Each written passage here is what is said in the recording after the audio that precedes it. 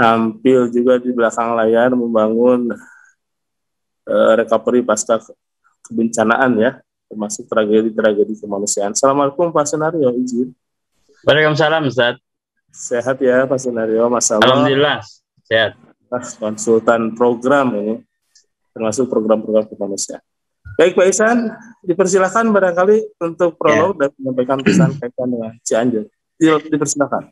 Baik, bismillahirrahmanirrahim. Assalamualaikum warahmatullahi wabarakatuh. Alhamdulillahirabbil alamin. Asyhadu an la ilaha illallah wa asyhadu anna Muhammadan abduhu wa rasuluhu. Allahumma shalli ala Muhammad wa ala sayyidina Muhammad la haula wala quwwata illa billahil azim.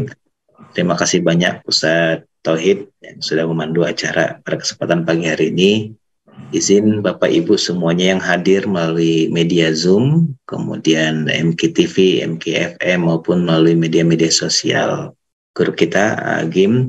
Izin yang pertama kami dari DT Peduli mengucapkan banyak terima kasih jazakallahu khair atas bantuan, dukungan baik secara materi maupun secara psikologi maupun secara banyak donatur-donatur yang juga hadir ke Cianjur secara langsung untuk membantu program-program tanggap darurat, kemudian psikososial dan yang lainnya. Kami mengucapkan banyak terima kasih atas segala dukungan yang sudah hadir.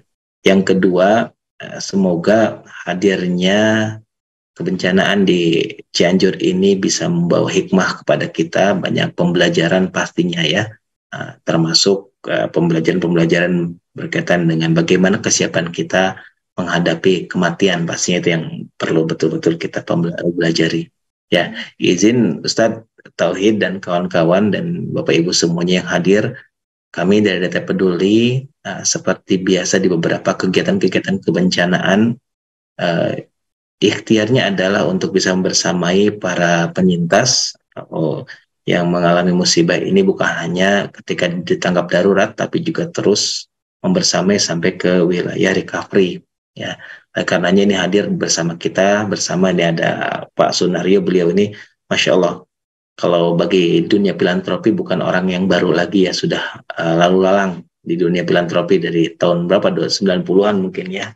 Jadi sudah sangat dikenal dan beliau sudah banyak bantu di DT Peduli ya, mulai dari dulu ketika saya gabung di pusat pun di DT Peduli Pusat dari 2019 itu sudah banyak bantu kita di Lombok, kemudian di Pasigala, di Mamuju dan yang lainnya. Dan izin sebelum nanti dengan Pak Sunario ada beberapa mungkin izin saya sampaikan Ustaz Tauhid. Ada presentasi ya. Oke.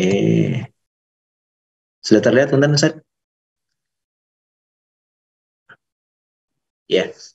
Jadi untuk program recovery kebencanaan gempa bumi Cianjur, kami mengambil tema bareng-bareng bangun Cianjur dengan asumsi memang untuk program recovery Cianjur ini tidak bisa sendiri.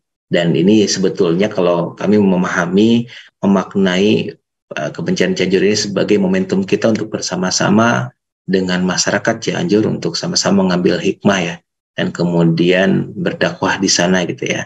Karena momentum kebencanaan ini harus kita artikan juga semakin mendekatkan kita dan para penyintas untuk semakin mengenal Allah, semakin dekat dengan Allah, meneladani Rasulnya dan yang lainnya. Dan pembelajaran juga akan banyak termasuk bagaimana termasuk ke wilayah konstruksi bangunan gitu ya. Nah di sini nanti disebutkan misalnya mengapa gempa Cianjur begitu destruktif dan menelan banyak korban. Jadi ini pembelajaran yang saya pikir sangat luar biasa, perlu kita ambil ibrahnya. Pusat gempa ada di darat dan gempa terbilang dangkal mengacu koordinat dari BMKG. Ada area pemukiman padat di atas lokasi epicentrum, bahkan sangat dekat dengan kawasan wisata Cipanas.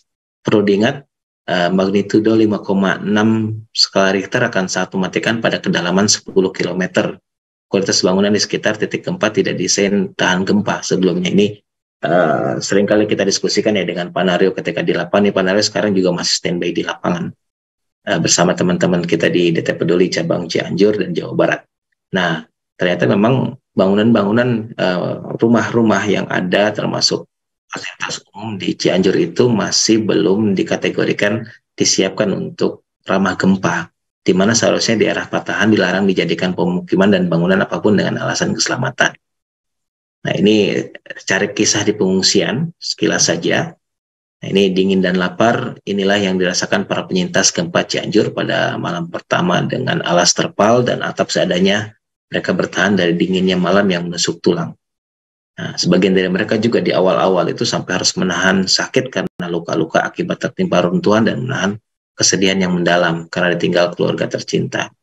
Ini ada beberapa yang sampai untuk minum air putih pun ya, ini kesulitan. Air putih saja kami mah bahagia, soalnya kemarin sampai rebutan anak-anak mau minum air putih pun susah.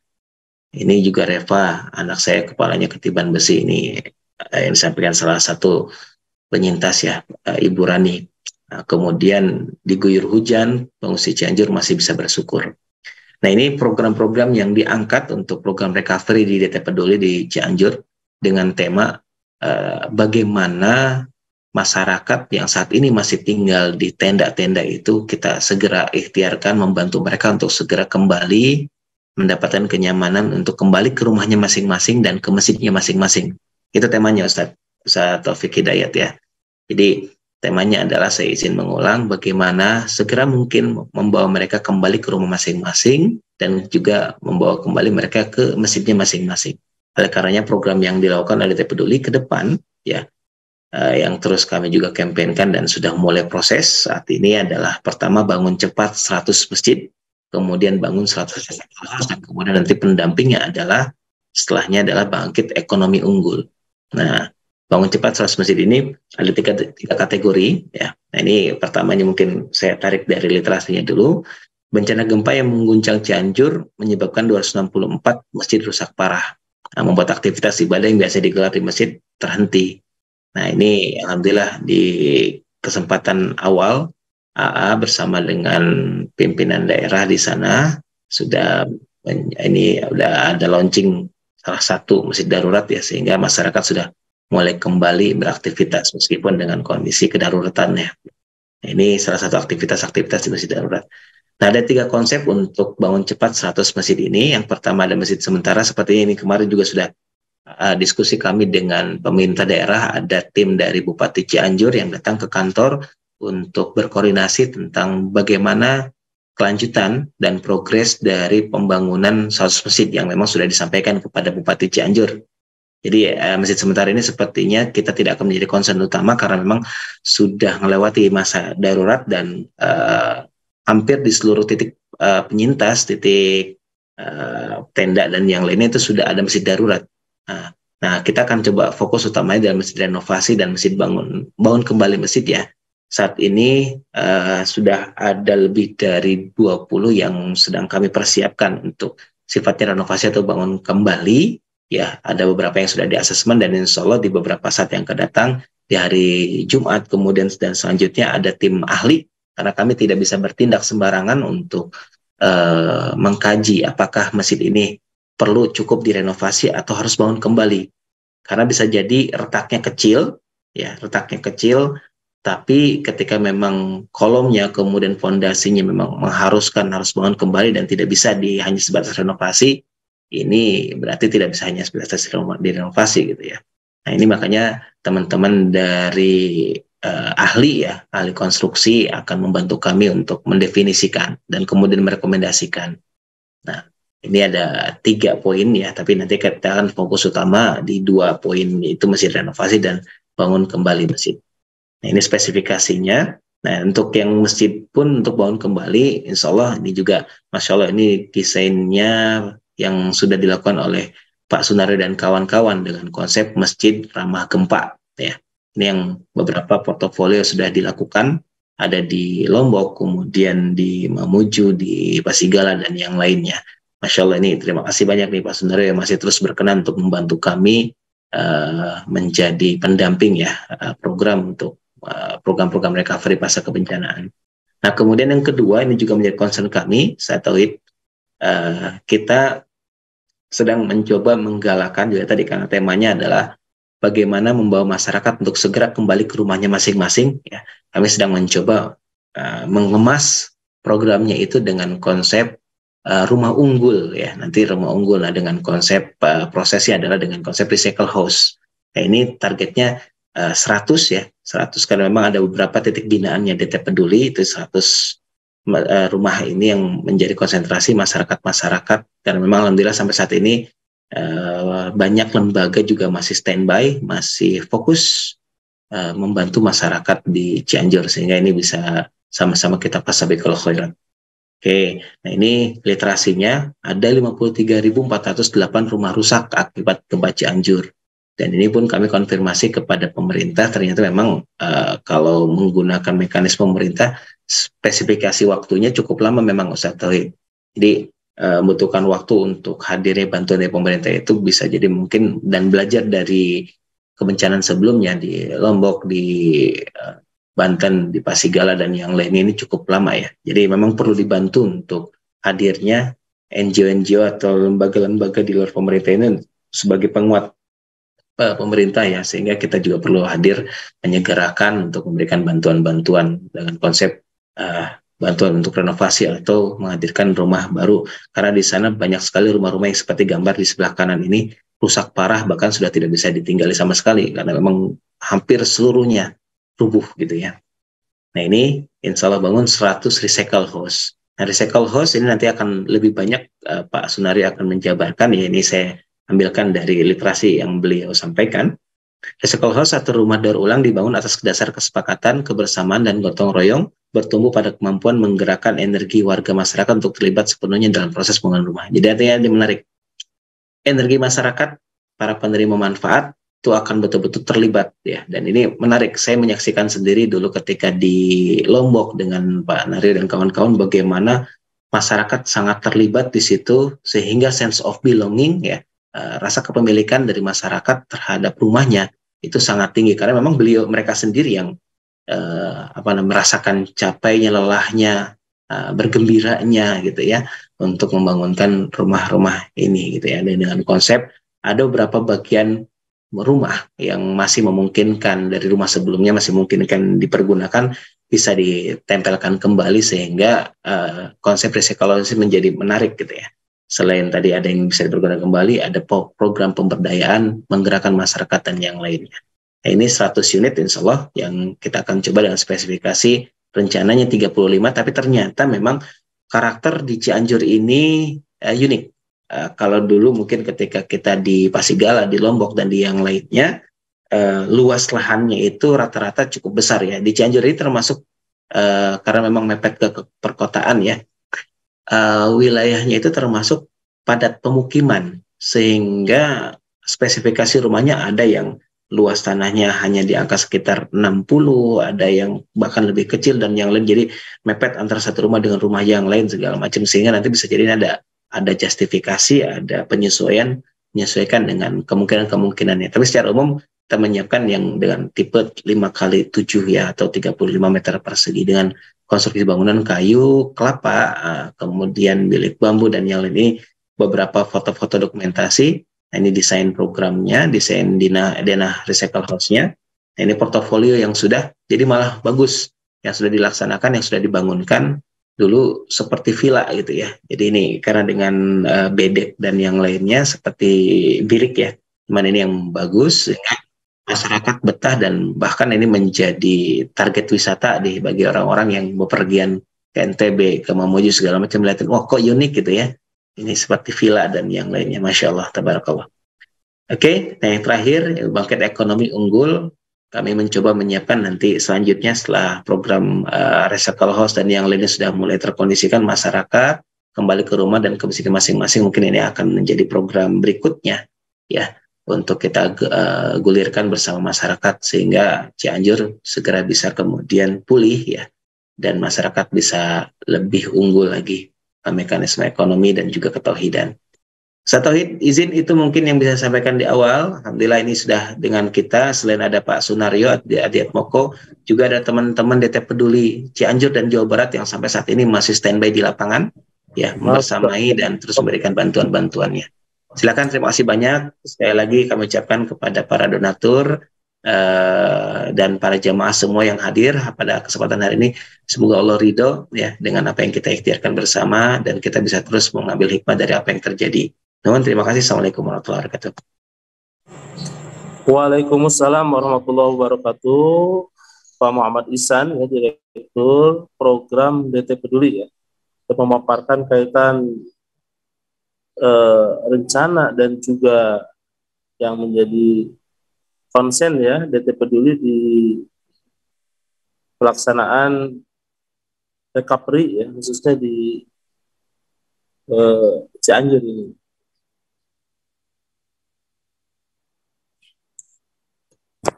Baik, izin. Pak Ihsan, suara saya masih jelas, Pak Ihsan? Masih Ustadz, silakan. Alhamdulillah, dan juga sudah hadir Pak Sunario, ya. Izin Pak Sunario menyapa. Assalamualaikum warahmatullahi wabarakatuh. Waalaikumsalam warahmatullahi wabarakatuh, Ustaz. Pak Sunario ini sudah berapa lama berkecimpung dalam dunia kemanusiaan, ya. Ini konsultan kita yang juga memang memberikan banyak alternatif solusi untuk tak hanya tanggap darurat, evakuasi jenazah, kemudian dapur umum, ya. Tapi kebencanaan yang sifatnya long term, ya Pak Sunario, ya. Insya Allah. Ini juga hadirnya beberapa recycle house. Mungkin bisa diinformasikan nih Pak Sunario seperti apa konsepsinya begitu, dan apa yang bisa kami bantu masyarakat khususnya untuk penanganan pasca bencana ini. Baik, Ustaz, terima kasih atas waktunya. Assalamualaikum warahmatullahi wabarakatuh. Alhamdulillahirabbil alamin. Allahumma shalli ala Muhammad wa ala sayyidina Muhammad.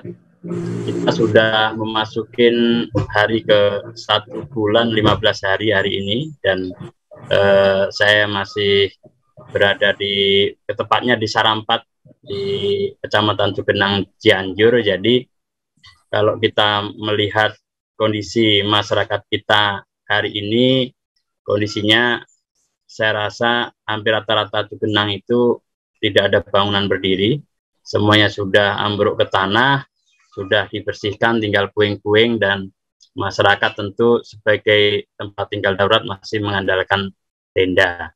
Nah, kita belajar banyak dari proses kegempaan di tanah air adalah bahwa kalau peristiwa gempa itu yang hilang dari kehidupan masyarakat adalah atap berteduh, tetapi secara aset yang lain insya Allah masih aman lah, seperti misalnya area pertanian masih bisa dipanen, mungkin tabungan jika ada isinya juga masih aman, begitu ya.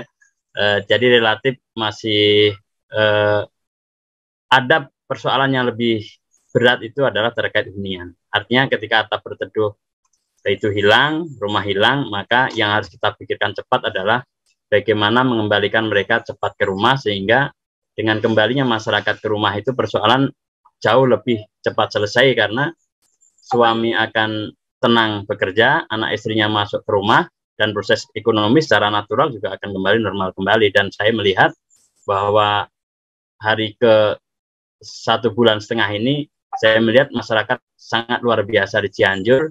Mereka tidak begitu terbawa suasana, mereka tetap berusaha untuk melakukan apa yang bisa dilakukan. Mereka mencoba menggunakan sebagian sisa-sisa bangunan untuk bikin bilik-bilik kecil dan sebagainya. Artinya secara mandiri mereka mencoba untuk bangkit. Nah, kita memang belajar banyak dari peristiwa gempa itu adalah kita melihat kerusakan yang masif. Sebenarnya kalau kita melihat kerusakan dari sebuah bangunan itu tidak sepenuhnya menjadi limbah. Itulah kenapa kemudian kami berpikir bahwa rumah itu sejarah. Rumah itu sejarah, dibangun dengan peluh bercucuran, mereka menabung bertahun-tahun, kemudian dalam hitungan detik begitu mudah lenyap begitu. Artinya ada sesuatu yang sangat kita rasakan, luka, kesedihan yang begitu dalam di masyarakat itu, sehingga kita melihat bahwa sejarah ini tidak bisa kita hilangkan, harus coba kita selamatkan. Maka kita berpikir bahwa rumah ini sebenarnya komponennya bisa kita gunakan kembali. Itulah kenapa dari 2009 saya mencoba menginisiasi membangun kembali rumah dari sebagian puing-puing bangunan yang ada. Dan kalau kita total perjalanan rumah daur ulang atau recycle house ini sampai hari ini rasanya sudah mencapai sekitar 3.500 unit di seluruh Indonesia, dan sebagian program itu tentu DT Peduli terlibat betul, seperti waktu di Lombok, kemudian yang terakhir juga di Mamuju, di Donggala juga demikian. Dan pembangunan rumah ini tentu meskipun disebut sebagai rumah daur ulang, tidak boleh asal. Secara struktur juga harus ramah gempa, harus aman. Kemudian kualitas komponen bahannya juga harus sangat terbaik. Karena apa? Saya melihat misalnya hari ini di Cianjur ketika saya mencoba memulai membangun rumah contoh bagi mereka begitu semangat karena melihat komponen bahan. Misalnya ketika mereka melihat komponen bahannya kayu kelapa super, terus atapnya spandek pasir, bahan-bahan kelas 1 begitu, maka masyarakat itu secara natural tiba-tiba bergerak begitu. Artinya dia melakukan apapun. Dan di lingkungan kami kebetulan memang sedang memulai bersama masyarakat untuk membangun rumah kembali ini, bahkan mereka udah nggak kenal waktu lagi. Tadi malam misalnya masyarakat sampai jam 12 malam masih menghancurkan puing-puing, memisahkan batu bata dan sebagainya. Artinya masyarakat ini secara natural sebenarnya punya kemandirian yang luar biasa. Nah, terutama di Jawa Barat, apalagi kita tentu bagi DT Peduli Jawa Barat itu adalah sejarah karena ini adalah wilayahnya. Artinya kalau daerah lain saja dibangun, yang di luar Jawa Barat dibangun, tentu DT harus punya karya besar bagaimana mengembalikan masyarakat Jawa Barat, masyarakat Cianjur khususnya yang terdampak gempa ini kembali rumah dengan percepatan yang luar biasa. Nah, ini saya rasa yang harus kita dorong bersama-sama sehingga kehadiran DT Peduli bisa menjadi harapan gitu. Karena hari ini kalau kita belajar dari pengalaman-pengalaman kegempaan sebelumnya, karena ini kan gempa ini makin rutin di Indonesia, bahkan momennya hampir setiap tahun. Kita belajar banyak bahwa dari sisi percepatan pemerintah pun pasti perlu waktu yang cukup panjang. Kalau kita melihat pengalaman-pengalaman sebelumnya, paling cepat saya rasa 1 tahun. Bahkan yang terakhir misalnya di Pasaman, Sumatera Barat, sampai hari ini kan juga belum realisasi, padahal sudah 1 tahun lebih. Artinya kita tidak mungkin membiarkan masyarakat ini sekian bulan atau sekian tahun harus hidup di bawah tenda. Kita juga paham bahwa tenda punya keterbatasan, tetapi kita bisa mempercepat pengembalian masyarakat ke rumah itu jika kita melakukan sinergitas, terutama sinergitas dengan masyarakat itu sendiri. Karena masyarakat ini sebenarnya yang diperlukan adalah stimulus. Jadi dia itu perlu pemantik aja. Kalau misalnya tadi Ustadz Ihsan menyampaikan berapa sih kita bisa membangun 1 unit rumah buat masyarakat itu, misalnya tipe 35, misalnya DT Peduli bisa menganggarkan 30 sekian juta. Itu kalau kita hitung sebenarnya 30 sekian itu hampir murni sebenarnya kebutuhan material. Jadi dalam rumah ini, program rumah daur ulang itu tidak dikerjakan sistem seperti orang membangun proyek gitu. Kalau kita membangun proyek itu kan misalnya rumah 5 kali 7 tipe 35 kita hitung per meter misalnya 1,5 juta dan sebagainya, bla bla bla, ada biaya kerja dan sebagainya.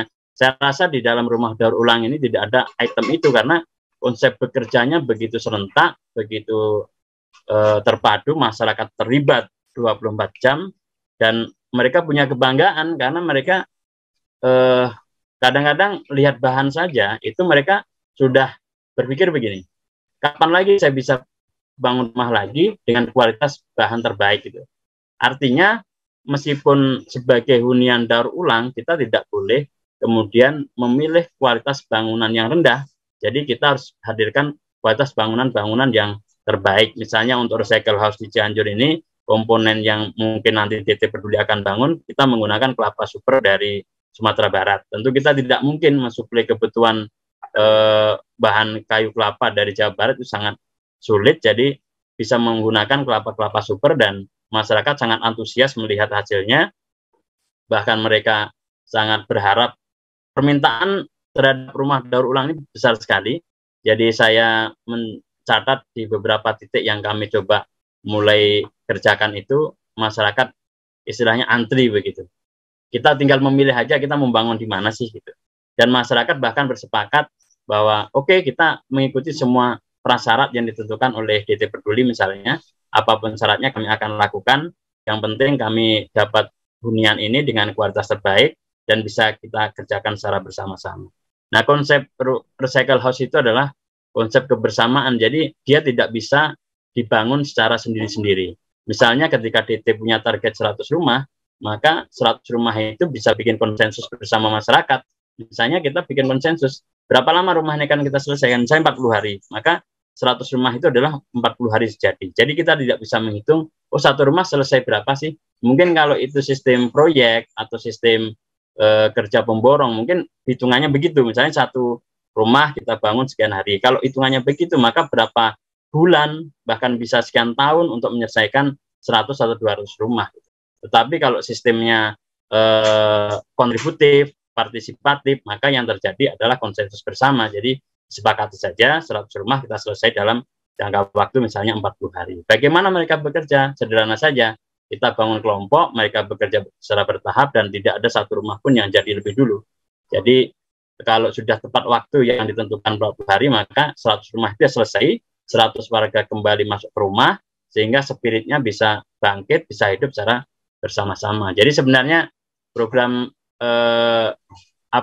mengembalikan kembali kebangkitan masyarakat korban gempa itu sesederhana itu. Jadi masyarakat ini hanya perlu ditemani, difasilitasi, diberikan solusi, diadvokasi, selebihnya mereka bisa bergerak sendiri. Nah, tantangan kita hari ini adalah bagaimana kita punya ketahanan mental, ketahanan fisik juga, kemudian kesabaran untuk hadir membersamai mereka dalam jangka waktu yang lama, karena tren kebencanaan di Indonesia itu kan semakin sepi isunya, semakin sepi juga kepedulian orang, padahal kita paham pasca tanggap darurat dihentikan biasanya bencana kemanusiaan itu baru dimulai.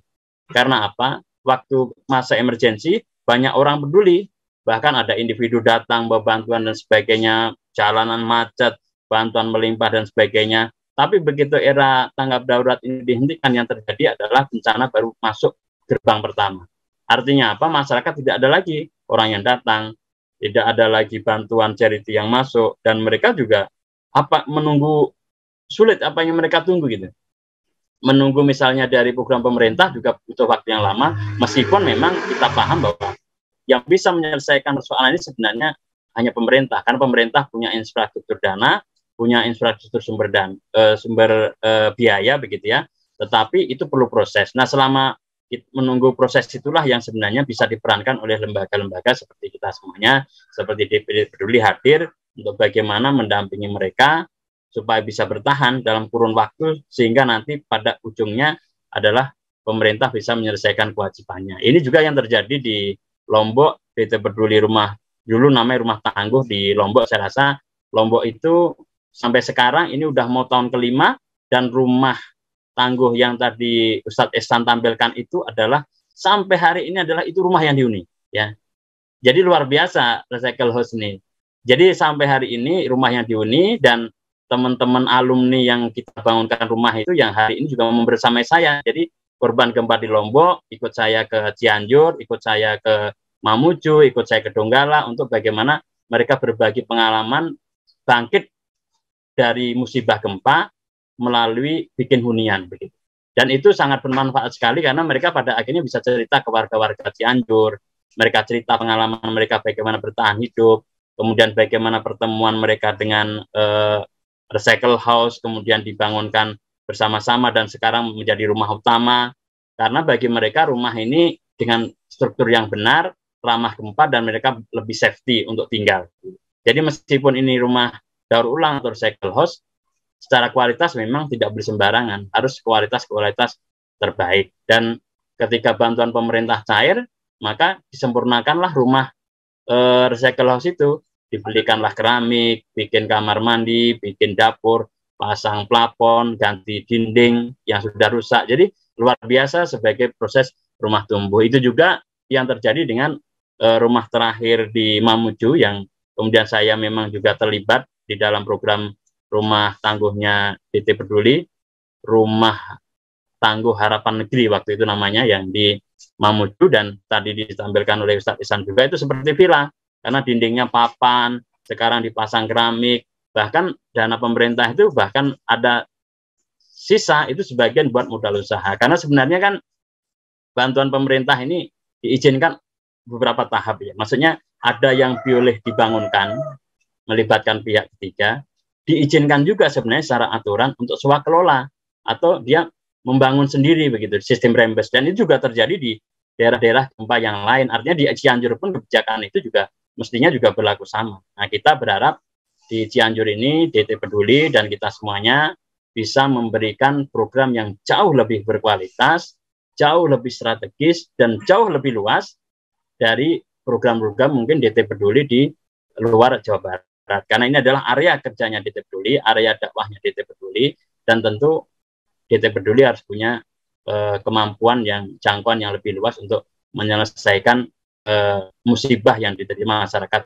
hari ini. Ini musim hujan, dan saya juga paham background saya ini adalah recycle house, jadi saya lagi kalau lihat dinding ini rumah daur ulang, Ustaz. Jadi saya tinggal di sini dan ini satu-satunya rumah yang berdiri, kanan kirinya masih warga bekerja persiapan fondasi dan mereka masih tinggal tenda dan sebagainya.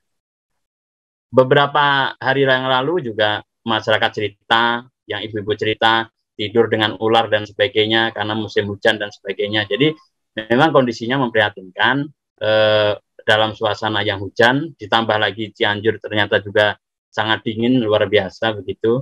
Nah, bagaimana kita kemudian bisa melakukan percepatan itu secara bersama-sama, terutama bagi masyarakat Jawa Barat. Mari kita segera untuk istilah Jawa Baratnya saya dibisikin oleh warga di sini itu untuk bangkit itu cengkat pina ruruntuhan begitu. Kira-kira gitu, Ustaz, pengantarnya dari saya. Terima kasih.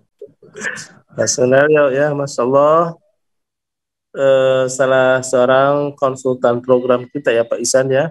Dari sisi recovery, tidak semua orang atau tidak semua personal maupun komunal lembaga itu konsen sampai ke akhir ya Pak Ihsan. Dan Betul, Ustaz. Betul. Jangan berpikir dengan santunan di awal selesai ya. Jadi ada kepedulian sesaat ini Pak Sunario ya, yang memang padahal sebetulnya yang dibutuhkan mereka adalah kembali ketenangan ya. Maskan itu tempat tinggal atau recycle house ini adalah tempat yang akan memunculkan semua hal ya Pak Ihsan ya.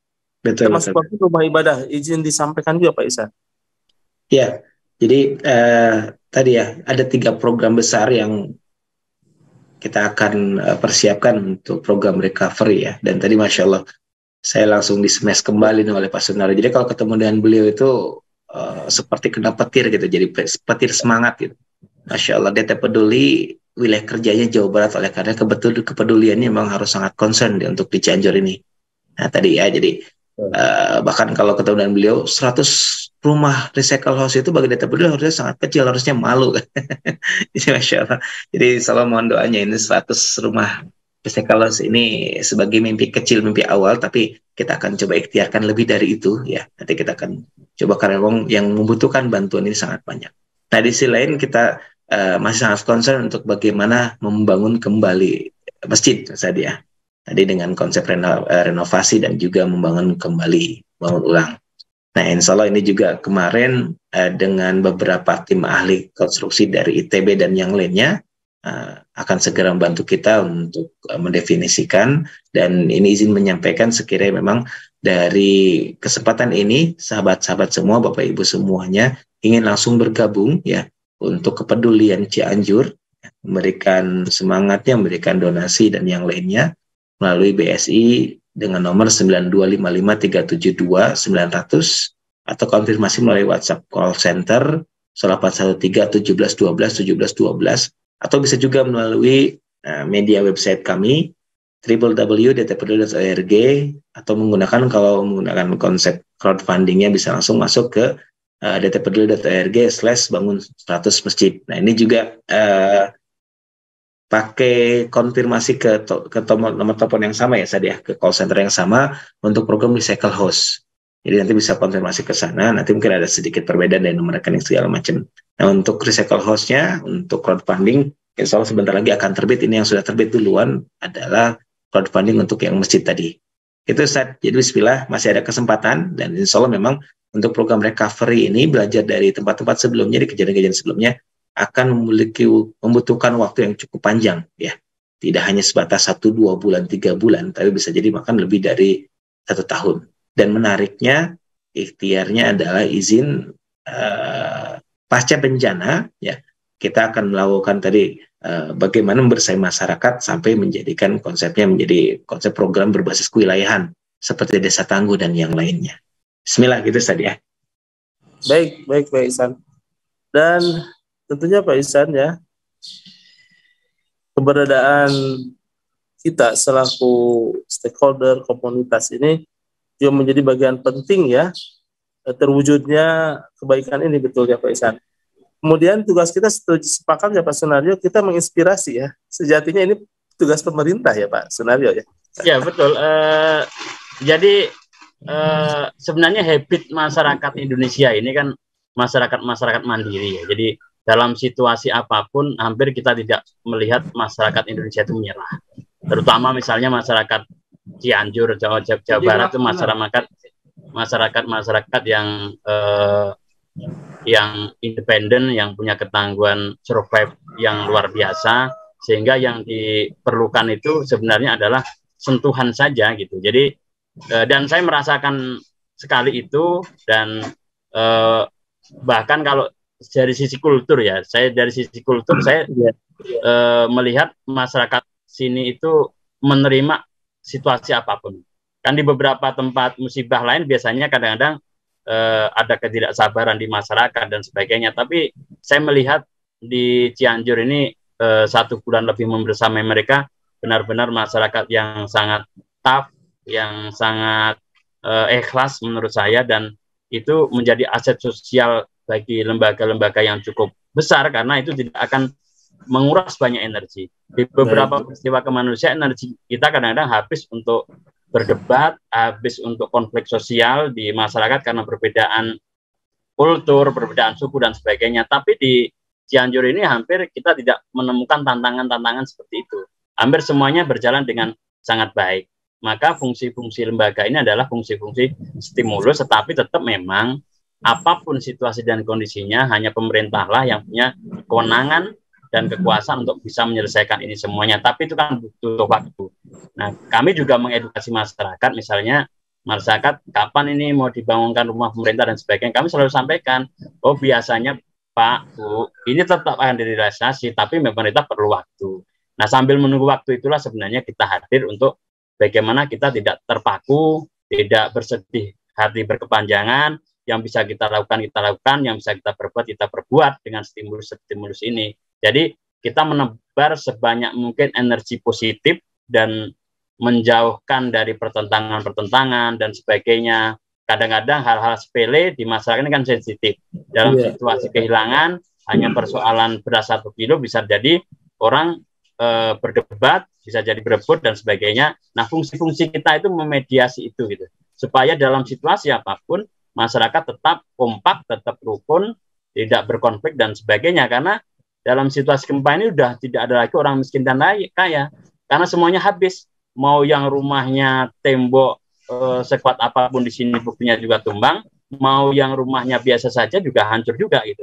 Jadi sudah hilang segala-galanya, tidak perlu lagi berdebat. Yang diperlukan adalah kita bersatu, berjamaah, bergotong royong untuk bagaimana kita segera bangkit dan kembali ke rumah gitu.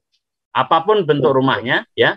Kalau yang mungkin DT Peduli bisa mewujudkan rumah daur ulang atau rumah hunian yang rumah tumbuh atau rumah unggul, apalah itu istilahnya nanti, yang kemudian menjadi inspirasi kita semuanya. Tetapi juga masyarakat dengan kekuatannya sendiri juga mencoba membangun juga dengan biaya-biaya yang terbatas dan terjangkau sesuai dengan kemampuan mereka. Jadi kerja ini harus kerja secara sinergitas dari berbagai pihak, tidak ada yang kemudian menghalangi dan sebagainya. Pemerintah juga yang kita perlukan adalah support dan dukungan. Artinya kalau lembaga-lembaga seperti kita ini, terutama penggiat kemanusiaan ini, pemerintah mendukung aja sudah cukup. Karena kita ini orang kreatif, jadi masyarakat kita itu masyarakat kreatif gitu. Orang nggak punya duit pun bisa datang nolongin orang, kan begitu. Karena kita punya keyakinan kita apa ya, kekuatan langit.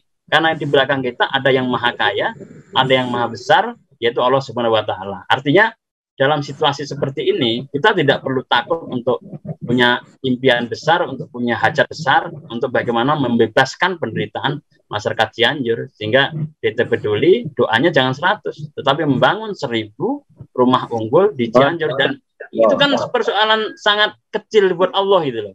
Jadi insya Allah orang-orang soleh berkumpul di antara orang-orang yang hancur hatinya, kan ini kan sebenarnya kalau kita menetap di Cianjur ini kan kita sedang sangat dekat dengan Tuhan gitu. Kita hubungan itu sama Allah sangat dekat banget gitu.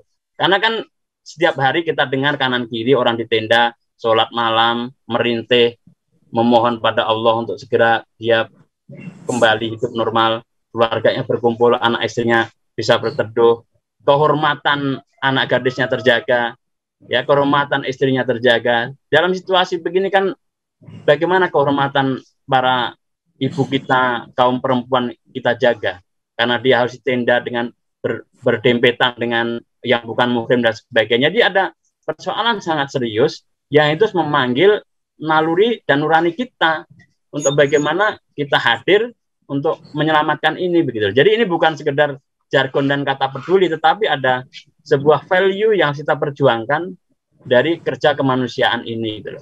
Yaitu hal-hal sepele itu saja lah. Misalnya menjaga kehormatan keluarga, menjaga kehormatan istri, anak gadis dan sebagainya dalam lingkungan yang crowded, yang udah nggak ada lagi rumah, yang harus satu tenda dengan keluarga yang lain bercampur dalam satu lingkungan dan sebagainya. Ini persoalan yang nggak mudah gitu, dan saya rasa kalau kita semuanya menengadahkan tangan ke langit, bagi Allah itu sangat mudah. Mungkin menjadi sulit kalau kemudian ada keraguan-keraguan dari kita bahwa semua hal harus kita ukur dengan uang gitu. Jadi kita ingin membantu orang selalu backgroundnya adalah uang, padahal tidak sepenuhnya itu gitu. Uang bukan segala-galanya, tetapi yang diperlukan sebenarnya adalah keperbiakan kita dan totalitas kita, bagaimana kita berpikir keras untuk memberikan manfaat dari hidup kita ini buat masyarakat yang sedang kena musibah ini. Kira-kira begitu Ustaz dari Sunario. Memang selalu rindu ya setelah teman beliau Pak Ihsan ini. Pak Sunario ini memang udah agak lama sekali ya dalam dunia kemanusiaan, khusus juga sangat terjun langsung dalam kondisi kemanusiaan kebencanaan ini. Izin tadi Pak Ihsan menyampaikan juga ada tim Cianjur ya dan Jawa Barat yang bergabung, betul Pak Ihsan? Ya, betul. Ada Teh Nanda yang standby. Ini Teh Nanda sebagai Kepala Kantor Perwakilan Jawa Barat yang mengawal juga langsung program di sana, dan beliau juga memang aslinya orang Sukabumi, jadi sangat dekat dengan Cianjur. Dan juga ada Kang Khairul dan teman-teman yang standby. Boleh sekiranya memang berkenan untuk diajak diskusi, menyampaikan kondisi terkini dan bagaimana kondisi terkini masyarakat. Ya, apa yang dirasakan dan yang silakan Pak Ihsan, ada 5 menit terakhir. Sebenarnya ini para master yang hadir dan memang ini waktunya kayak nampaknya kurang cukup ini, belum lagi dengan dialog dengan jamaah ya. Tapi intinya jika ada tim dari Jawa Barat ya, Nanda atau Kang Hairul bisa izin menyampaikan kondisi terakhir, barangkali kita sangat rindu juga informasi terkini ya di Cianjur ya, khusus kita di warga Jawa Barat juga.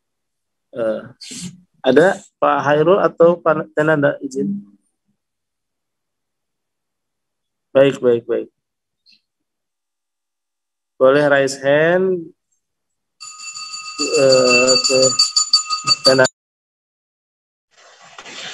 Siap Ustadz. Silakan Teh. Insya Allah. Siap.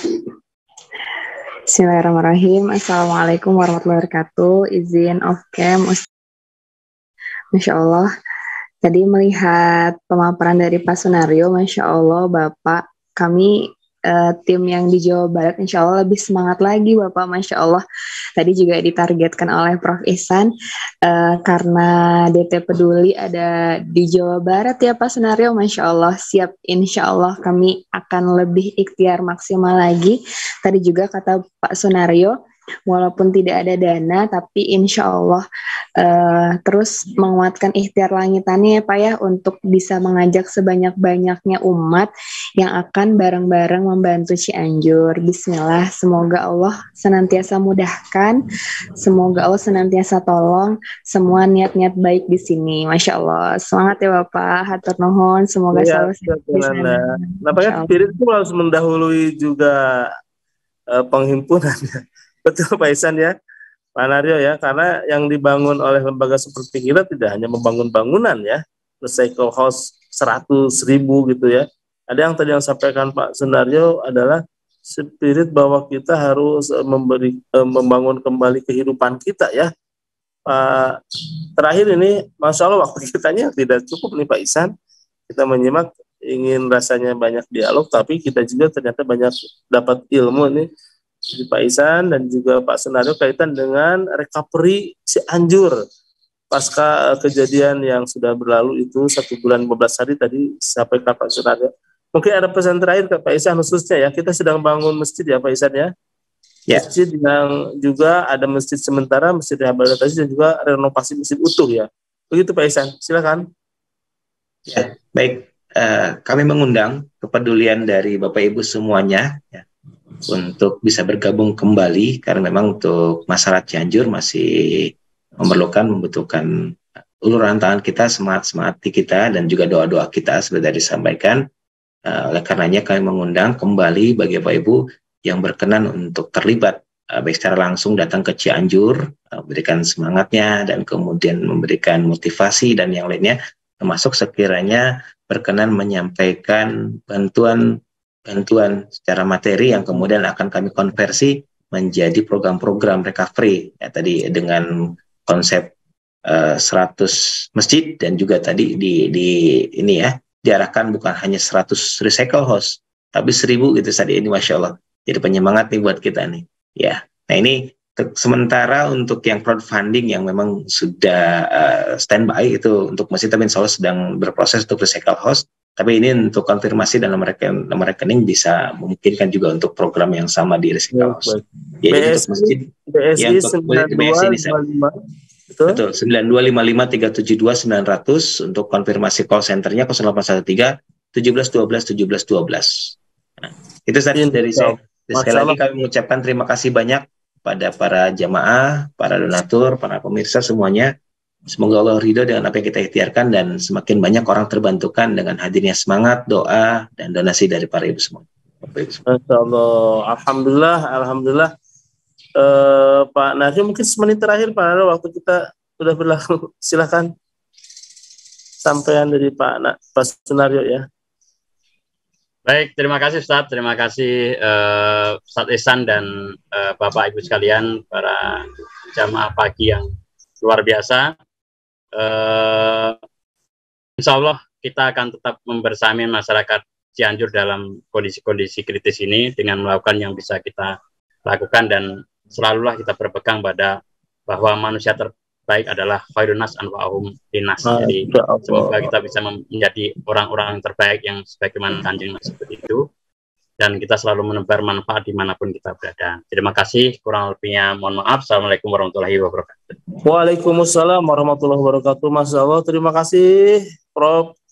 Ihsan ya, Direktur Program DT Peduli yang juga sangat konsen terhadap kemanusiaan, kebencanaan sebagai salah satu pilar di DT Peduli dan juga konsultan program Pak Sunario yang alhamdulillah tak hanya membersamai di kebencanaan Cianjur, beberapa kebencanaan yang sebelumnya juga beliau sangat banyak terlibat dan benar-benar praktis di dalam pembangunan recovery.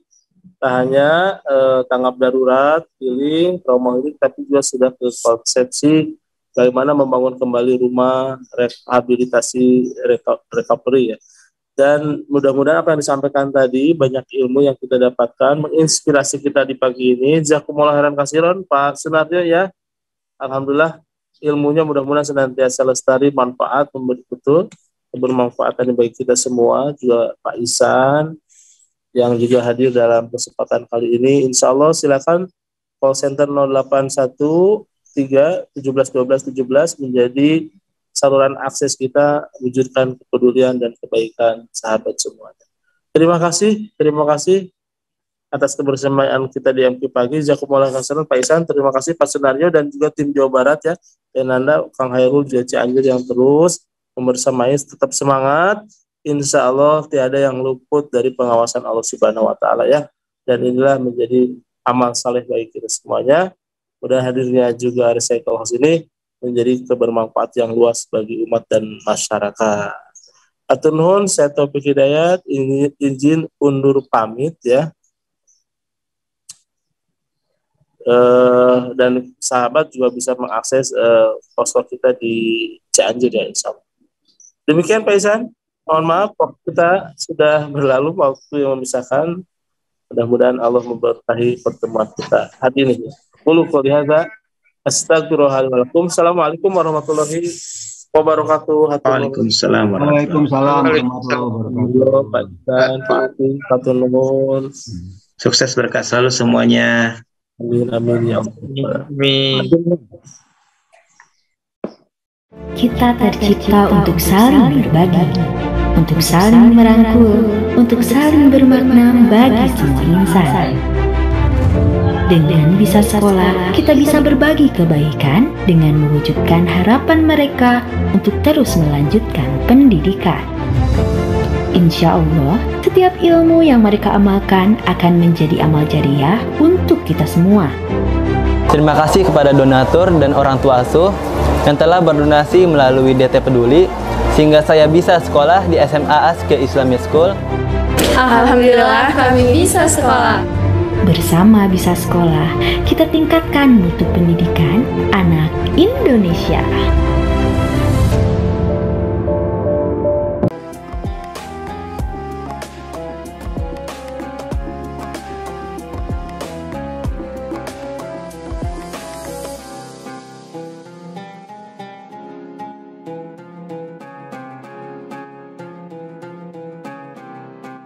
Jangan lupa, saya bilang sekalian, terus berlangganan di Darut Tauhid Official.